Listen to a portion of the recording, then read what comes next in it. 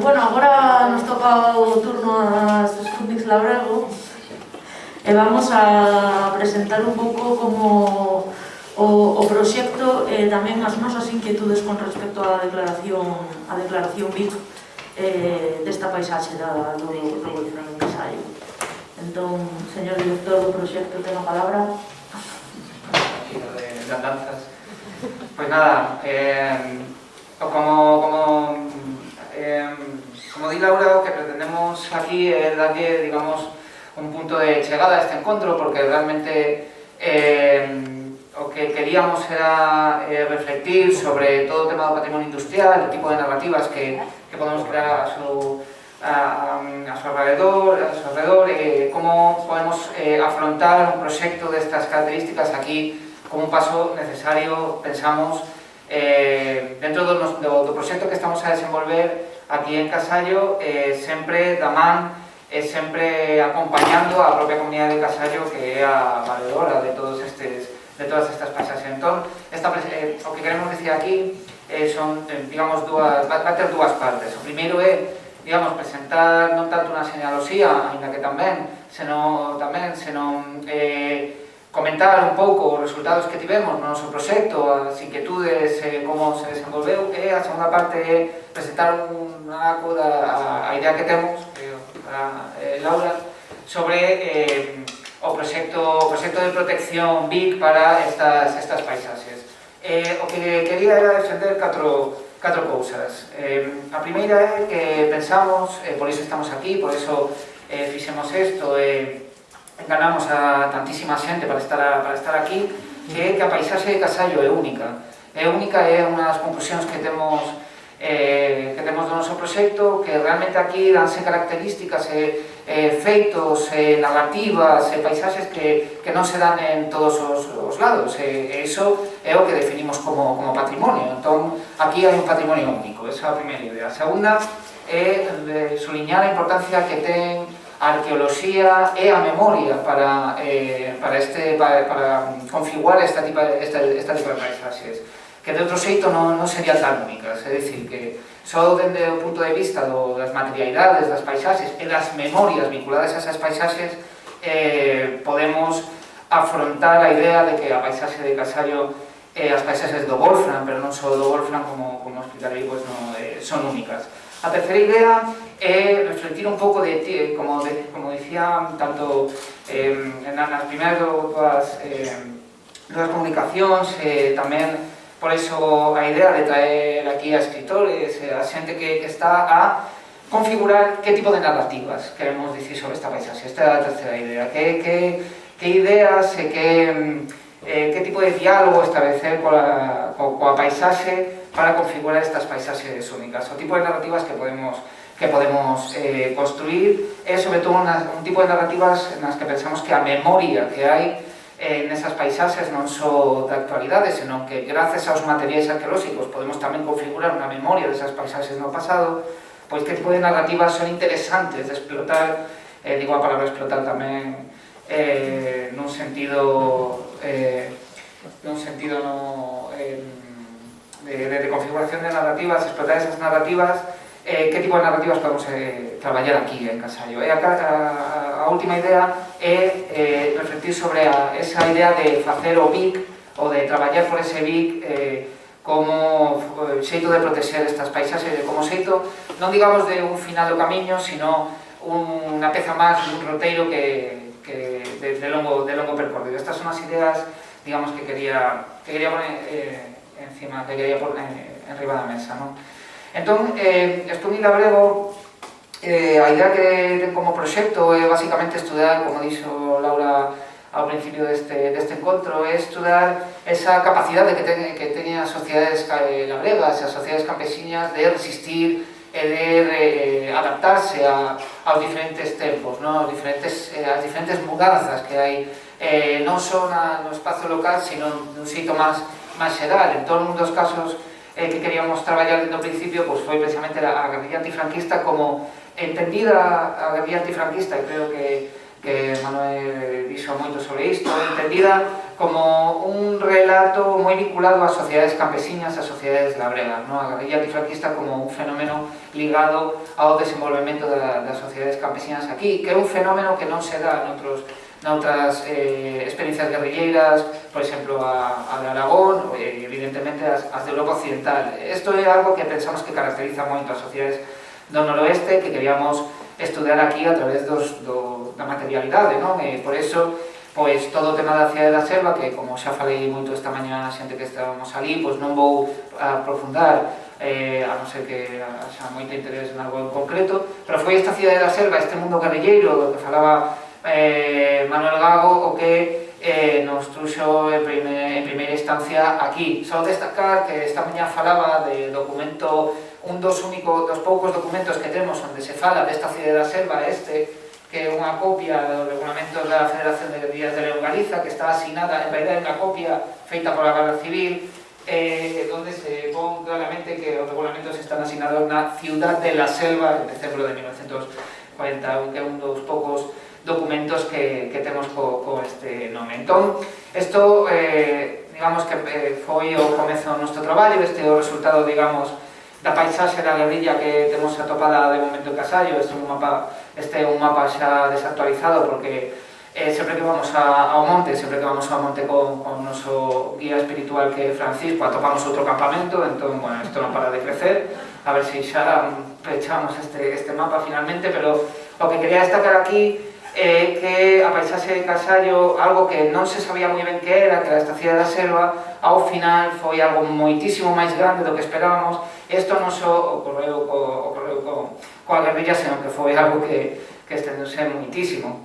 Isto ten que ver tamén con unha reflexión que facemos dende Espondi Labrego, que as paisaxes, como a paisaxe de Casallo, son paisaxes moi esquecidas e moi periféricas, no sentido peor da palabra, que no sentido de que dentro da arqueoloxía, dentro da academia, dentro da ciencia, este tipo de espacios non interesan, e non interesan entre outras cosas porque son moi difíciles. A xente cando ten que facer un traballo difícil, pois xa non ten tantas ganas, va a outros sitios que son máis doados de camiñar, máis doados de entender, máis doados de poder analizar, non? Entón, isto foi un dos primeiros impactos que tivemos en Casallo, sobre todo urbanitas como a mí, non? Que íbamos por estas paisaxes e para nós, pois, atravesar pontes como esa, pois, unha auténtica aventura, que o que configurou tamén un xeito de entender esta paisaxe, unha paisaxe que pensábamos que defendemos, que ten unha riqueza que hoxe estamos un pouco a poñer en valor,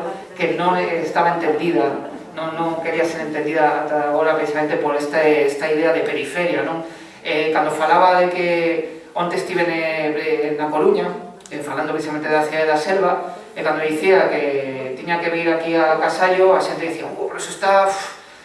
Dicía que tiña que ir a Madagascar e seguramente a mentalidade tamén está moi lonxe, non? Entón, isto é un aspecto que a mí, por lo menos, chamoume moitísima atención, a idea de paisaxes como Casallo como moi afastados, moi lonxe, e creo que isto ten que ver moito con que non se coñecera tan ben a unicidade o espectacular das paisaxes como a de Casallo. E ademais é unha paisaxe que tivemos que descubrir grazas a comunidade. Isto é tamén un aspecto que sempre suliñamos no noso proxecto, a absoluta necesidade que temos da comunidade de Casallo, da súa acollida, da súa axuda en todos os pasos que damos, e por isto sempre reivindicamos que o que facemos de algún xeito sempre é connivencia e dialogado coa comunidade, e que son que esta comunidade e as comunidades de alrededor as que ten que tener voz e voto. Un dos me perdonará Manuel Gago, pero o mellor libro que ten é o libro escrito por Susayán, que é Libros por la Forza, que precisamente fala disto, precisamente fala na necesidade de que as comunidades se empoderen a hora de gestionar o seu patrimonio. Isto creo que é unha idea fundamental. Entón, incluso a idea de Vic é sempre dialogada coa comunidade, exponendo os conflitos que temos nos, as dúbidas, e sempre coa súa axuda para entender mellor esta paisaxe que queremos proteger, non? Iso tamén conlleva exercicios heroicos de comer, de festexar, de ir, de facer moitísimas máis cousas que a pura ciencia. Bueno, así facemos ciencia aquí, en Espondi Labrego. parte do noso traballo, pero tamén o que xerou no tempo son ligazóns que, como decía Laura, trascenderon no persoal e que tamén forma parte do que falaban Esther, falaba tamén Manuel, de que é fundamental as persoas e as narrativas que as persoas precisan en cada momento para falar do seu patrimonio, para poñer en valor o seu patrimonio. É preciso que de academia fagamos este tipo de exercicios heroicos de comer hasta reventar para xerar esos espacios de diálogo. Este é un pouco a idea, que temos que de algún xeito baixar as torres de marfil e ensuciarnos un pouco, non? No sentido de dialogar e de xerar estas ligazóns que son fundamentais para xerar proxectos de valorización do patrimonio que sexan de baixo arriba, non?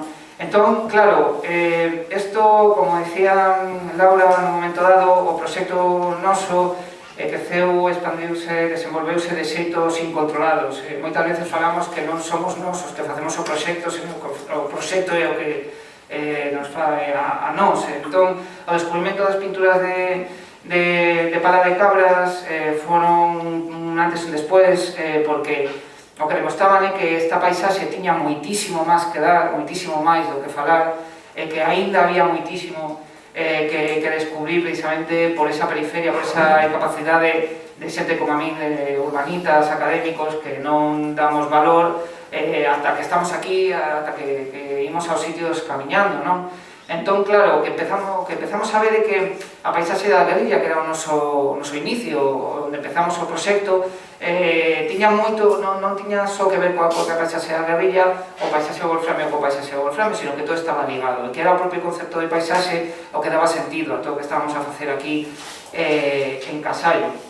Entón, xa falando do tema concreto do wolframio, foi unha perspectiva máis ou menos similar. A primeira vez que estivemos aquí, que non está, pero os primeiros que nos achegamos ata Casallo, fomos Celia Maiseu, que coñecimos aquí a Francisco, claro, cando falábamos de ir aos chozos da guerrilla, que era unha cousa que xa estaba moi perdida, incluso na memoria local, o primeiro que fomos ver foi precisamente a mina de Barborás, a chamada Cidade dos Alemáns, porque entendía Francisco que era, digamos, o elemento máis destacado da paisaxe aquí e que era o máis interesante de ver en primeira instancia.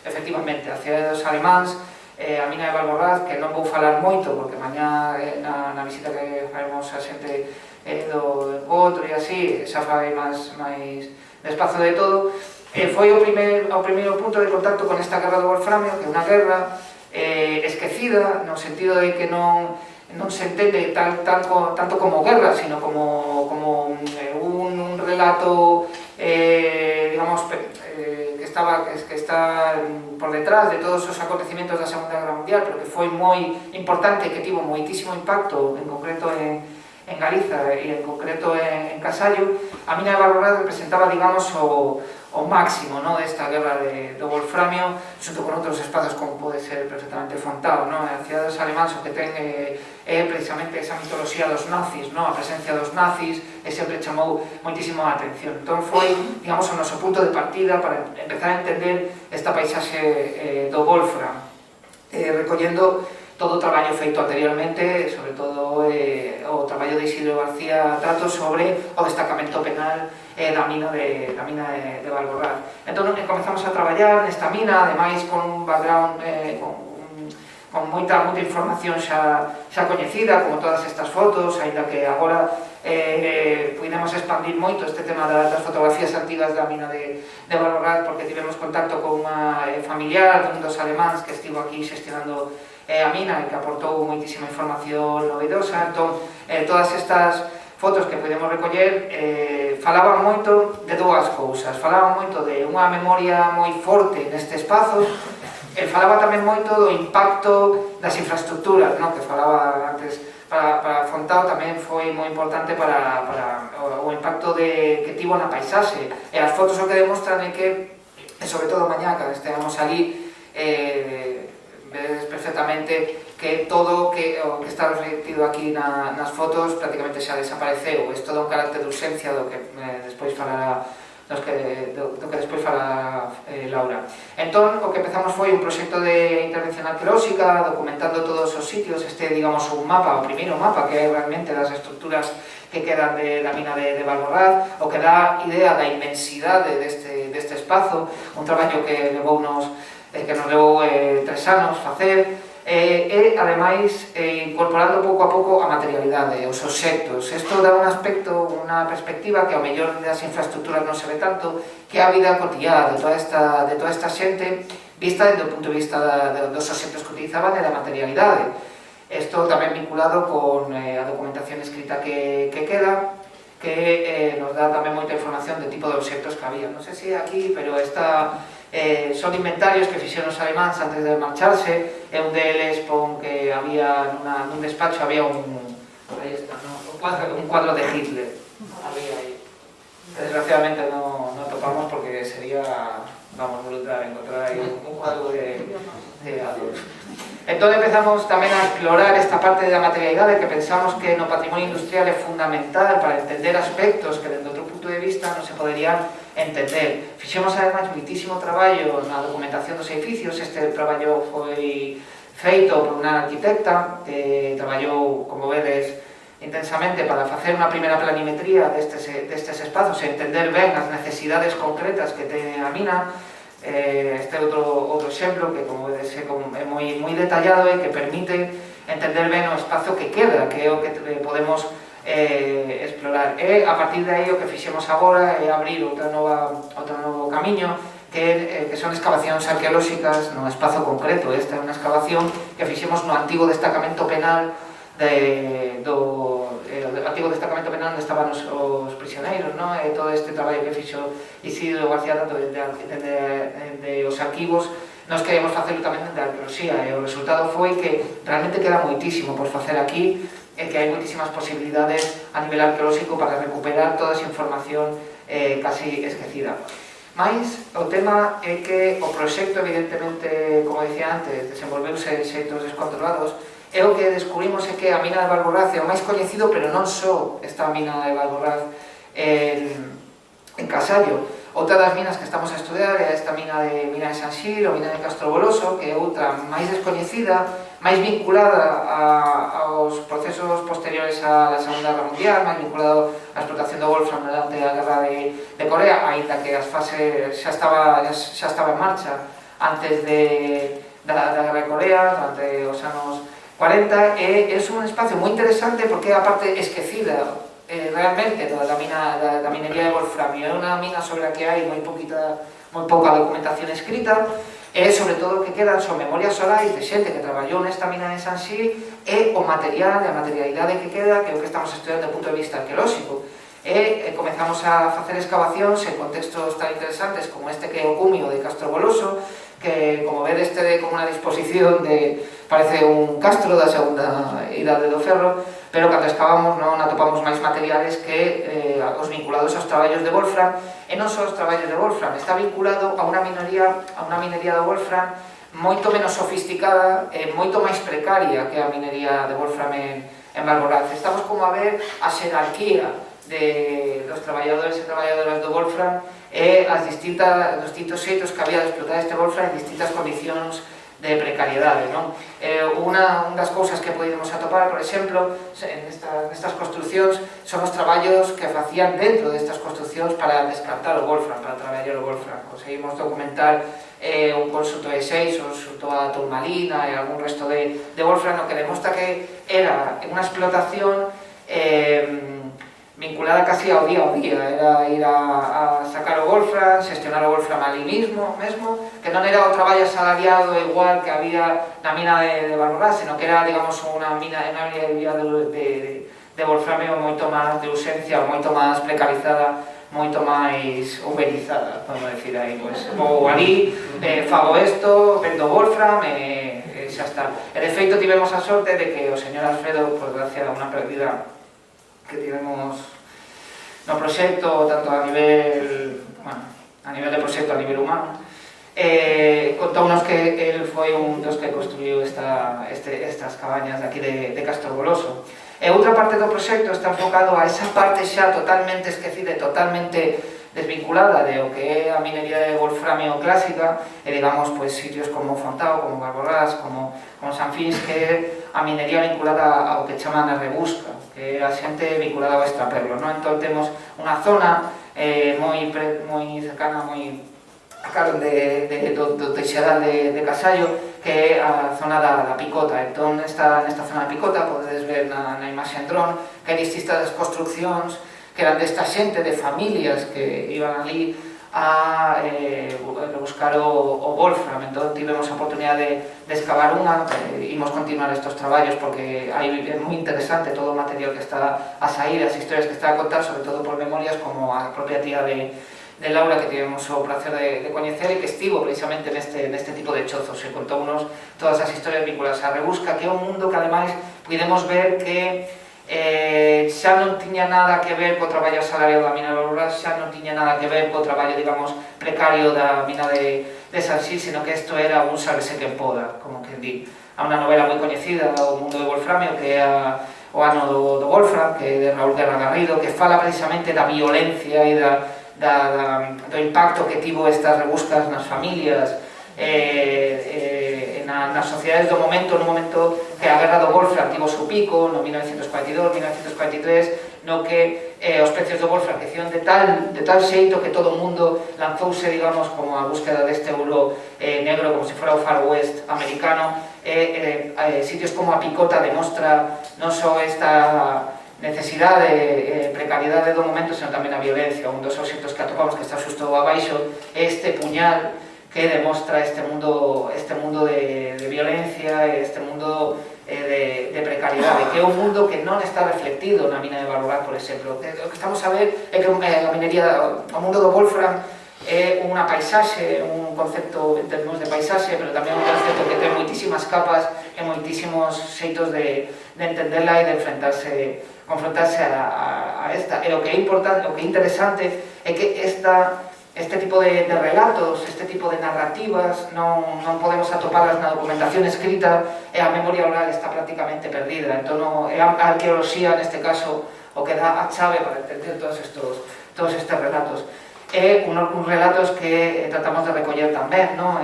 Fixemos xa unhas 45 entrevistas a distintas persoas vinculadas á minería do wolframio, con distintas historias, bueno, anécdotas sin fin, e o que dan esa perspectiva tamén humanizada, non, deste fenómeno de explotación do wolfram. É un traballo que, como dicía, un proxecto que está evoluciona, se desenvolve dun xeito, digamos, non esperado, pero que tamén pensamos que a súa consecución lóxica é a posta en valor. Entón empezamos tamén xa a facer estes traballos de posta en valor coa reconstrucción de algúns chozos da guerrilla, coa axuda da comunidade de Montes, que é un primeiro paso para recuperar toda esa historia. Pensamos, o que vai defender Laura agora, que a protección BIC para as paisaxes culturais de Casallo, máis alá do que é o sitio específico que é a mina de Barborás, é a consecución lóxica de todo este proxecto. É tamén un proxecto que, bueno, como sabedes algúns, pois está en marcha un documental que esperamos estrear en marzo do ano que vene, que tamén dá a entender que esta historia interesa non só aquí, senón, como decía tamén Estel, en termos territoriais, en termos máis alá do local. Perdónade, Laura. Bueno, vou introducirvos un pouquiño, máis que nada sendo honestos, as dúbidas que temos con respecto a... As dúbidas que temos con respecto á declaratoria da protección de todo este territorio, non? Partindo da base de que a maioría destes bens dos que estamos falando están xa dentro dun área protegida que é a Red Natura 2000, non? Bueno, a hora de elaborar un informe deste tipo, unha proposta para a incoación BIC de un área, hai que especificar dentro dese informe unha serie de cousas como a declaración, ou seja, a descripción, perdón, específica de cada un dos bens de obxecto desa declaración. Hai que identificar e localizar cada un deses obxectos, mapearlo todo, xustificar o seu valor, tanto etnográfico como antropolóxico, a parte de patrimonial en sí, non? aportar descripción gráficas destes ben, delimitar toda a zona que queres proponer e demais. Quero dicir que isto é un traballo bastante tedioso e que nos está provocando bastantes dúbidas en tanto en cuanto algunhas veces estas declaratorias non sempre son en favor do territorio. Que quero dicir con isto?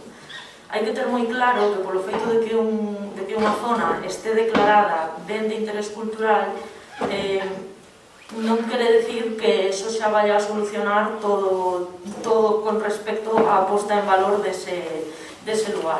Es máis, temos que terlo moi claro e ser moi conscientes desto. Moitas veces estas declaratorias se volven en contra dos intereses precisamente desta intención de declaración. Entón, hai un tema que a mí en Casallo me chama especialmente a atención, que é a espontaneidade comunitaria que hai con respecto a esta posta en valor. Eu sempre me acordo cando se fixo a presentación das pinturas, que en cuestión de horas a comunidade de Montes e veciños do lugar construíron unha senda ata o lugar das pinturas para que o día que se fixera a visita ca xente aquelo fora accesible. Partindo deste exemplo, se isto estivera declarado, este tipo de accións espontáneas non poderían ter lugar, porque habería que facer unha serie de trámites bastante, bueno, que ás veces son un pouco complexos, non? Logo, por outra banda, para que estas declaratorias teñan éxito, é moi importante que haxa a nivel administrativo un acordo por parte de todas as administracións. En Casallo, pois, non é o caso. Pois, aquí vamos. Bueno, vamos a... Podes ler eso? Ou vou explicar, porque eu vou aquí non o vexo. Bueno, todos sabemos o que é un ben de interés cultural, o seu propio nome indica, está recollido por la Lei de Patrimonio Histórico Español de 1985, a cal, por certo, apostillamos que habería que facerse algunha renovación, porque está bastante anticuada esta lei, necesita que sexa renovada, non? É unha das cousas que supostamente se están facendo agora neste momento. Como paisaxe cultural, que entendemos? Pois entendemos como paisaxe cultural dentro desta lei o resultado de la interacción en el tiempo de las personas y el medio natural, cuya expresión es un territorio percibido y valorado por sus cualidades culturales, producto de un proceso y soporte de la identidad de una comunidad. Atendendo a esta descripción, o que estamos vendo en Casallo encaixaría aquí sen ningún tipo de problema. Bueno, aquí temos algúns exemplos destes paisaxes culturais que hai declarados no Estado español. E aquí entramos no que sería a primeira proposta como paisaxe cultural que facemos nós partindo desa base do que señalaba Teje, de que perdón que vou parar o cronómetro que se non vai empezar a sonar o móvil. Partindo desa base que decía Teje, se ven o foco inicial de todo isto foi a mina de Valborrá, pensamos que todo o resto desta paisaxe, tanto vinculada á minería do Wolfram como vinculada á minería á actividade guerrilleira e dos fuxidos, debe ter tamén a súa protección dentro deste, porque son realidades que ao final están coexistindo nun mesmo período, e independentemente desto son realidades que están marcando o devenir do territorio, non? Entón, bueno, a miña proposta, que penso que sería dentro das opcións que hai, pois como o máis intermediario sería, se vedes no mapa a zona verde que está marcada con liña máis grosa, eso é a Red Natura 2000, esa zona concreta sería a CEPA, que é a Zona Especial de Protección de Aves. Despois, eso ten unha ampliación que é a liña verde que sube hacia arriba, Entón, partindo desa zona de protección, eu o que proporía para a ecuación sería tomar como punto de referencia a liña fronteriza administrativa que marca Penatrevinca e pola parte onde fai ese quiebro, me vou levantar un momento para señalarlo. Digamos que a rede natura ven por aquí, fai aquí este quiebro, entón eu o que faría sería evitar este quiebro para a declaratoria de paisaxe cultural e facelo, pois, seguir, incluir isto, que non fixera aquí esta entrada, non? Que iso quedara todo engrosado dentro. Desta maneira, casi todos os bens que estamos tratando que estamos estudando, que estamos investigando, quedarían englobados dentro da mesma zona de protección. Isto é unha cousa que quero que debatamos despois, que vos parece, por unha banda, aos expertos, pero sobre todo a xente do pobo, que se declarase esta área ao completo, ou se vos tedes algunha proposta que sexa máis, baixo o vosso punto de vista, máis mellor para isto.